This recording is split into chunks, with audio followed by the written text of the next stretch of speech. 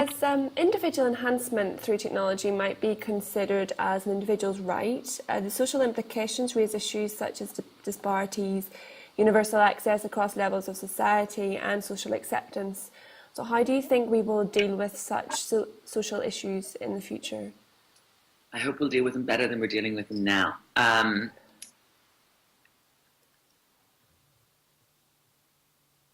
So I'd love to say that I think that connectivity, to the previous point about education, access to information, I'd love to say that I think connectivity should be a basic human right, but the reality is that there's still millions of people without access to fresh drinking water, and I think we need to put these things in perspective.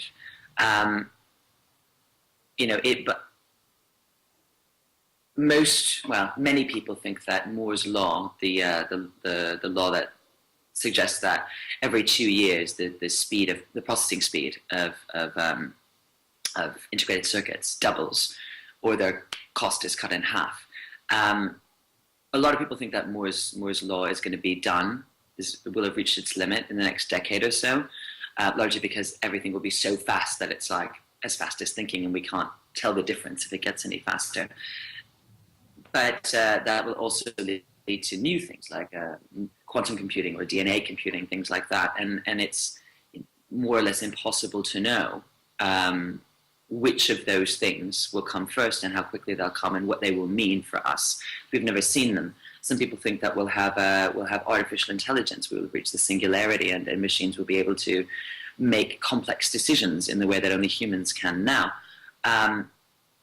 And if that's the case, then that's an entirely new set of disparities between man and machine, as well as between man and other man or woman.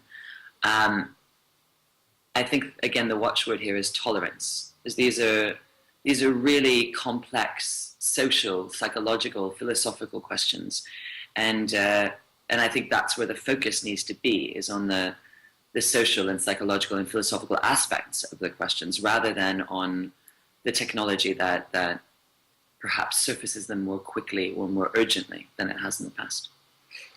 Just to conclude, there's been a lot of talk about smart cities. So how do you think smart cities can help or hinder social interaction, and at the same time help future societies to make the most of the opportunities presented by digital technologies?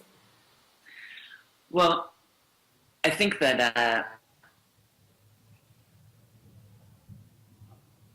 it's interesting because our experience of cities has changed somewhat in the last 7 or 8 years. It used to be you went somewhere, even if you walk out the door in the morning and you sit in a cafe and you're looking at people, and you might meet someone or you might have a conversation with somebody. And now we're all kind of in our smartphone cocoons, and these sort of invisible boundaries around all of us. And we don't interact. It's not just with each other, but we're not interacting with our environment either, with the city. And so we don't necessarily understand how the city works. We don't understand what it does. And I think cities that have lots of sensors embedded in them that can surface more information about the city itself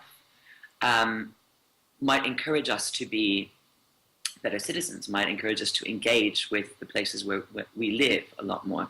They might also encourage new kinds of interaction between people around the urban environment. So people who are particularly interested in one aspect of the city or another might end up meeting one another through hubs in a smart city, in a connected city.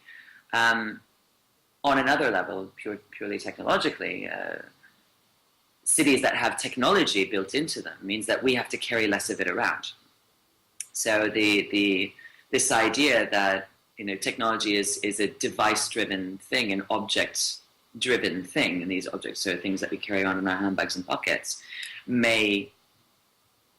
will very likely cease to exist. This idea that you have to have your own processing unit with you all the time. We see all kinds of sci-fi movies about these things as well, of course, and to some degree, the things that we imagine are the things that we end up creating.